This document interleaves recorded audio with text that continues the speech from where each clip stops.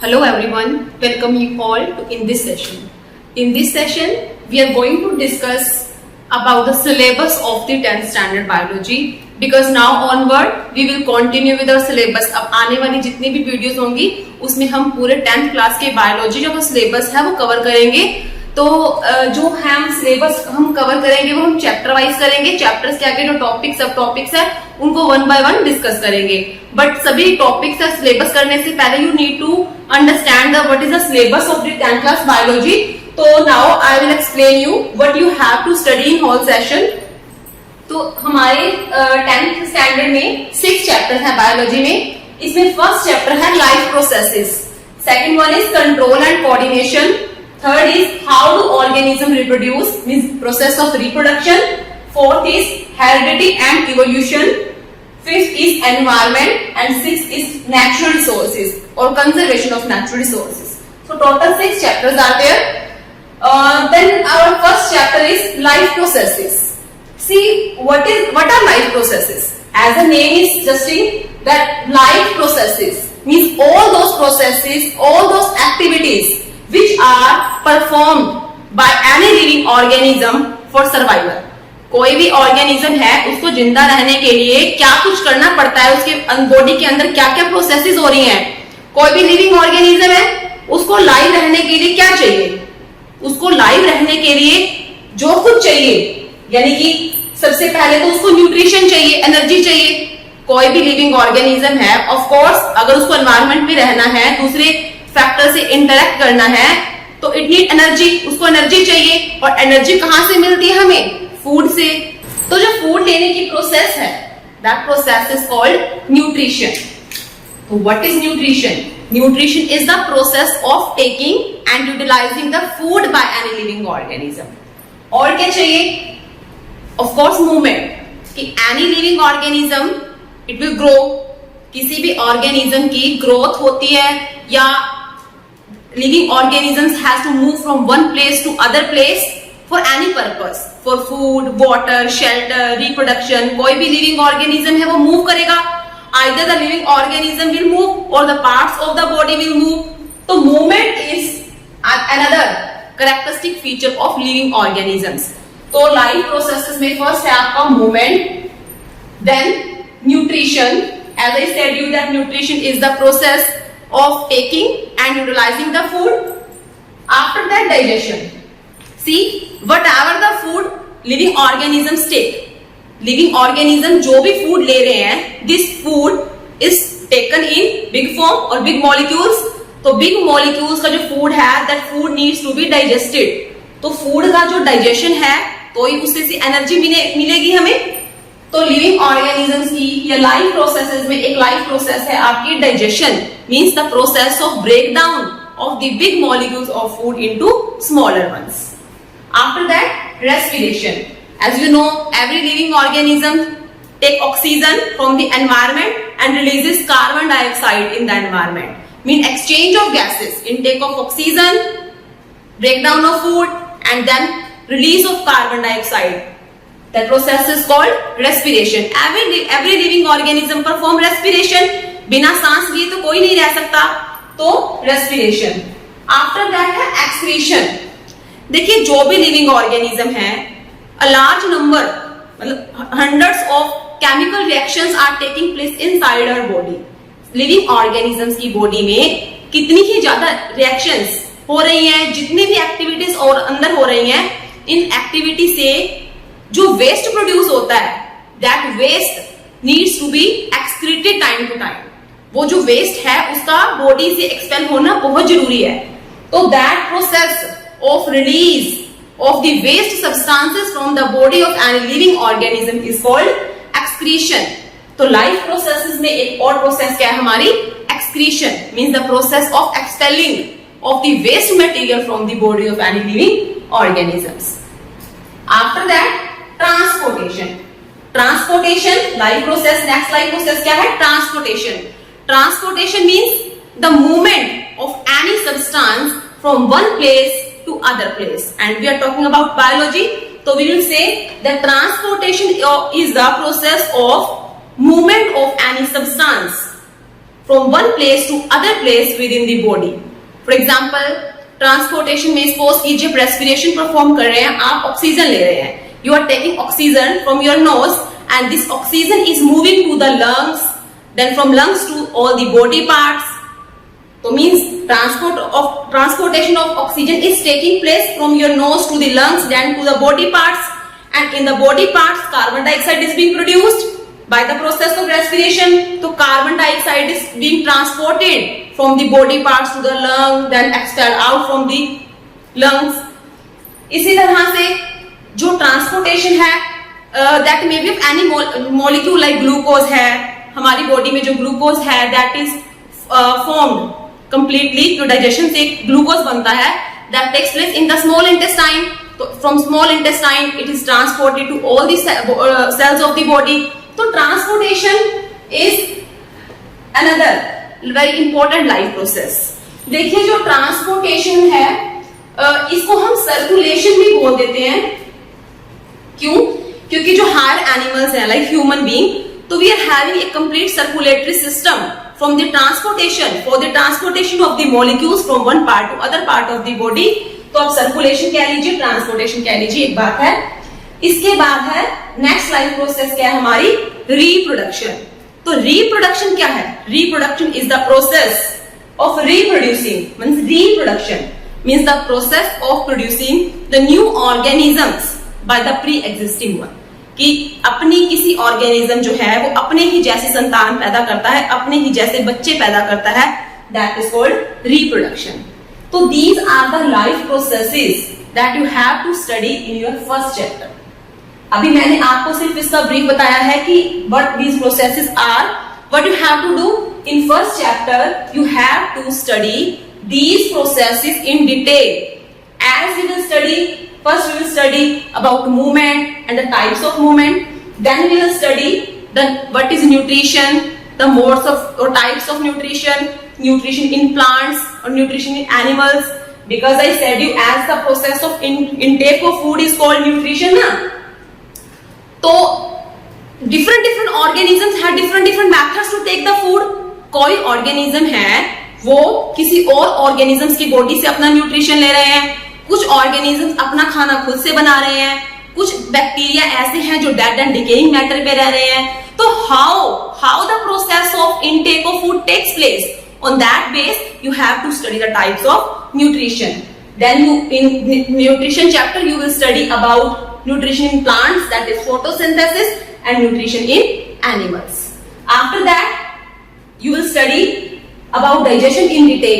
Digestion, how the process of digestion takes place. In this you will study about human digestive system also. After that you will study about the respiration, then how the respiration in plants takes place, how the respiration in animals takes place, then how the process of excretion takes place in plant, how the process of excretion takes place in animals. Transportation, in circulation you will study about the circulatory system. You will study about the human circulatory system, in which you will study about the structure and the functioning of the heart, blood vessels, and the blood composition of blood you will study. After that reproduction, although in life processes जो topic reproduction is not mentioned, because जो reproduction है उसका एक अलग से chapter है. देखिए इनमें से कोई भी ऐसी प्रोसेस नहीं है जिसके बिना कोई ऑर्गेनिज्म सरवाइव कर सकता है, क्योंकि मूवमेंट के बिना भी कुछ नहीं होता, न्यूट्रिशन नहीं है तो सरवाइव नहीं करेगा, डाइजेशन नहीं होगा तो भी ऑर्गेनिज्म सरवाइव नहीं करेगा, रेस्पिरेशन, एक्सक्रीशन, सर्कुलेशन नहीं है तो ऑर्गेनिज्म सरवाइव नहीं करेगा. क्या रिप्रोडक्शन के बिना भी ऑर्गेनिज्म सरवाइव नहीं कर सकता? अगर कोई ऑर्गेनिज्म रिप्रोड्यूस नहीं कर सकता, कोई ऑर्गेनिज्म रिप्रोडक्शन नहीं करता, तो क्या वो सरवाइव नहीं कर सकता? सर्वाइव कर सकता है. रिप्रोडक्शन के बिना, reproduction is the process without which any organism can survive, but although the reproduction is very much important process, because it continues the races of the generation on our earth. That we will study in this chapter, how do organisms reproduce. So this is all about the first chapter, life process, that you have to study these life processes one by one in detail. These life processes in plants, how these are taking place in plants, and how these are taking place in animals. Next chapter we will study, that is control and coordination. See, control and coordination. What is meaning of control and coordination? Of course, all the body parts are working in our body in a controlled manner, in a coordinated manner. तो हमारी जो भी activities हैं, जो भी activities body की means मैं I am talking, I am doing something, I am hungry, I am thirsty और व्हाट आई एम फीलिंग, जो भी हमारी बॉडी की एक्टिविटीज हैं, ये हमारा बॉडी के अंदर जो कंट्रोल सेंटर है, हमारा कंट्रोल सेंटर, आपने जूनियर क्लासेस में पढ़ा होगा कि हमारा कंट्रोल सेंटर हमारा ब्रेन है। तो कंट्रोल एंड कोऑर्डिनेशन में हमारा जो बॉडी का कंट्रोल एंड कोऑर्डिनेशन हो रहा है वो दो तरह से हो रहा है। एनिमल्स के अंदर कंट्रोल एंड कोऑर्डिनेशन जो है वो दो चीजों की वजह से होता है। एक होता है हमारा ब्रेन, और ब्रेन कह लीजिए या नर्वस सिस्टम कह लीजिए। एक होता है हमारा नर्वस सिस्टम और दूसरा होता है हमारे हॉर्मोन्स। तो if I talk about in animals, तो our body, animals body, her organ जो एनिमल्स की बॉडी है, इनके एनिमल्स के अंदर नर्वस सिस्टम और हार्मोनल सिस्टम यानी कि जिसको एंडोक्राइन सिस्टम बोलते हैं, तो ये दोनों सिस्टम क्या है, कंट्रोल एंड कोऑर्डिनेशन में हेल्प कर रहे हैं। तो in this chapter when you will study the control and coordination in animals, then you will study about the nervous system and the endocrine system in animals. But when you will study about control and coordination in plants, तो plants के अंदर brain doesn't occur. तो in plants only hormonal जो control system है, hormones के द्वारा जो control होता है वही होता है। तो इसमें कंट्रोल एंड कोऑर्डिनेशन में आप क्या पढ़ेंगे, nervous system, hormone system, control in plants, जिसमें आप डिफरेंट टाइप की प्लांट्स की मूवमेंट पढ़ेंगे, जो जियोट्रोपिज्म क्या है, हाइड्रोट्रोपिज्म क्या है, ये सब आप इसके अंदर स्टडी करेंगे।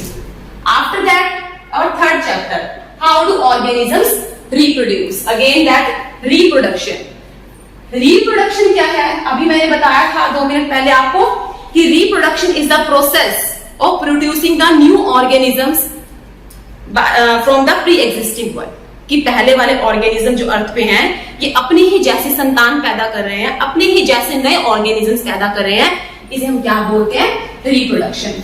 Then what is the importance, मैंने भी बताया था आपको कि what is the importance of the reproduction. देखिए, अगर लिविंग ऑर्गेनिजम्स रिप्रोडक्शन कर रहे हैं, कोई स्पीशीज रिप्रोडक्शन कर रही है, तो वो अपनी रेसेस बढ़ा रही है। मतलब कि सभी ऑर्गेनिजम्स, सभी स्पीशीज की एग्जिस्टेंस के लिए, अर्थ के ऊपर सभी स्पीशीज की एग्जिस्टेंस के लिए जो रिप्रोडक्शन है, that is very much important. But in this chapter you have to study what is reproduction, then depending upon the complexity of the organism, means how much the organism is complex, so on that base you have to study the types of reproduction, that is reproduction in plants and reproduction in animals, and also in lower organisms and higher organisms how the reproduction takes place. And you also have to study about the types of reproduction, that is asexual and sexual reproduction. Means asexual reproduction takes place in lower organisms and sexual reproduction takes place in higher organism. In asexual reproduction you have to study about, in junior classes you have studied about fragmentation, regeneration, budding, these processes you have to, vegetative propagation you will study, and also you will study the detailed mechanism of reproduction in human beings. Then how the process of reproduction takes place in human beings, reproduction in plants and reproduction in animals कह लीजिए, human beings कह लीजिए। तो this is about the third chapter. Our next chapter, fourth chapter is heredity and evolution. Heredity and evolution. What is the meaning of heredity? Heredity कह लीजिए, जिसको अभी आप इनहेरिटेंस से रिलेट करते हैं, इनहेरिटेंस, हेरिडिटी को इनहेरिटेंस से रिलेट किया जाता है।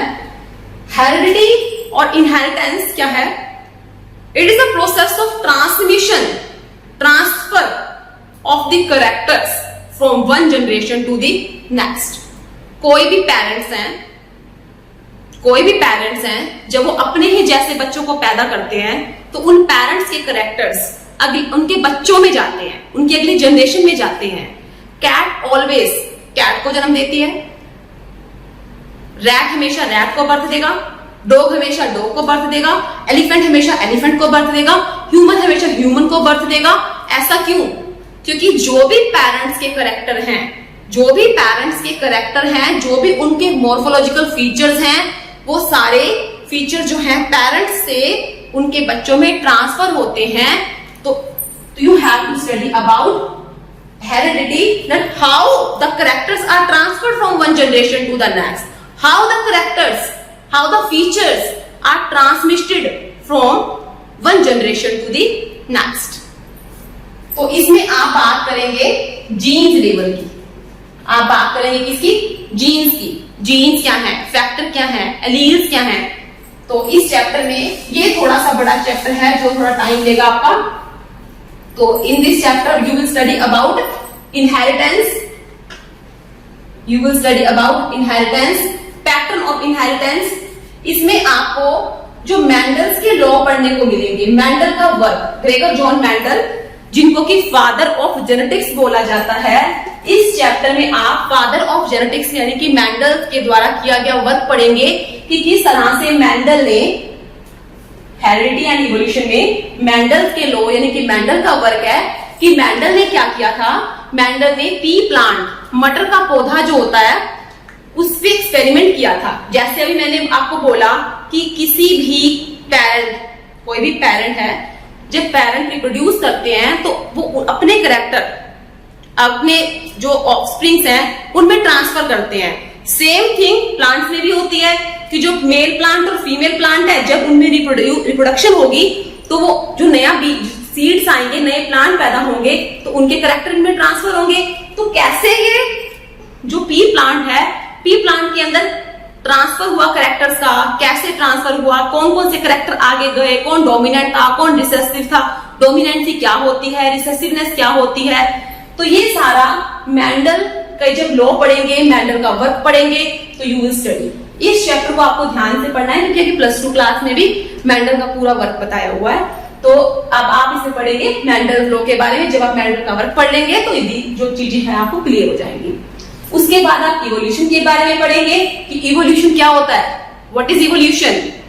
इवोल्यूशन जो है, evolution is a change, evolution is a change which is taking place from time to time to time, यानी कि समथिंग इज देयर, कुछ यहां है, इस चीज में टाइम के साथ साथ साथ साथ साथ साथ बहुत टाइम तक ये चीज के अंदर कुछ चेंज आते गए और एट लास्ट उसके अंदर कुछ अलग ट्रांसफॉर्मेशन हो गई, कुछ हमारे पास नया आ गया। तो यानी कि evolution means the process of change in generations और any species with passage of time, कि टाइम के साथ साथ साथ साथ क्या चेंजेस आते हैं, वो हमारे क्या आएंगे, इवोल्यूशन के अंदर आप पढ़ेंगे। लेकिन आपको ये 10th स्टैंडर्ड में बहुत ज्यादा डिटेल में नहीं है जितना कि 12th क्लास में है। तो आप इसके अंदर हेरिडिटी एंड इवोल्यूशन के बारे में ये सब स्टडी करेंगे। और नेक्स्ट चैप्टर जो है, chapter number 5 is environment and 6th one is natural resources. ये आपने सबने जूनियर क्लासेस के अंदर पढ़े हुए हैं।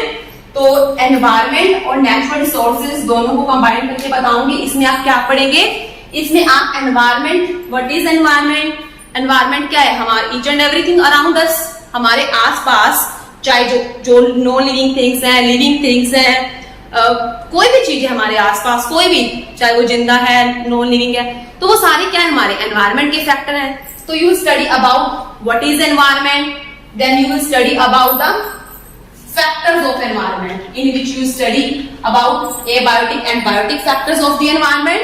You will study about plants, animals and decomposers. These are the biotic factors of the environment. यहीं से आप कंटिन्यू करेंगे आपकी फूड चेन। इसमें आप क्या पढ़ेंगे, इसमें आप पढ़ेंगे food chain, food web, what is food chain, what is food web, trophic level पढ़ेंगे आप कि ट्रॉफिक लेवल क्या होते हैं, and you will study about ecosystem, ecosystem या एनवायरमेंट का सिस्टम क्या है, Then you will study about natural resources. कौन क्या natural resources क्या होते हैं? Anything that is essential for the survival of us and is obtained from the nature. जो भी हमें चीज नेचर से मिली है और वो हमारी लाइफ के सर्वाइवल हमारे सर्वाइवल के लिए इंपॉर्टेंट है, that is called natural resource. Sunlight, air, water, soil, oil, petroleum, diesel, ये सारे क्या है हमारे नेचुरल रिसोर्सेज हैं. इसके बाद आपने जूनियर क्लासेस में पढ़ा होगा renewable and non renewable resources. तो आप पढ़ेंगे टाइप्स ऑफ रिसोर्सेज, जिसमें आप पढ़ेंगे renewable and non renewable resources.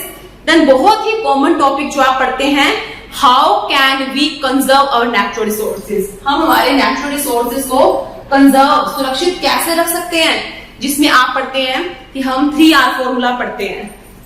हम क्या पढ़ते हैं? हम 3R फॉर्मूला पढ़ते हैं. 3R formula.